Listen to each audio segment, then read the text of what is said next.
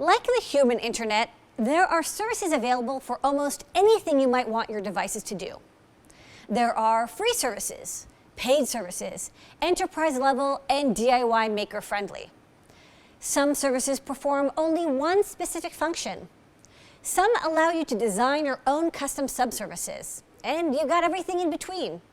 As you might imagine, there are also innumerable useful services that don't even exist yet, just waiting to be conceived.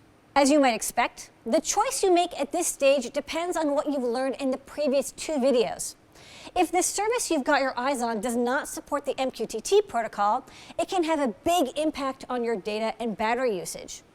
Likewise, if you picked a transport like Sigfox, you'll need to make sure that your service can hook up into the Sigfox gateway network. One helpful way to investigate all of these services of things is to list the processes your things need assistance in performing. Most of these processes can be broken down into a handful of categories: storing, retrieving, and processing sensor data, coordinated communication with other IoT devices, talking to non-IoT stuff on the internet, receiving configuration changes, and dealing with humans.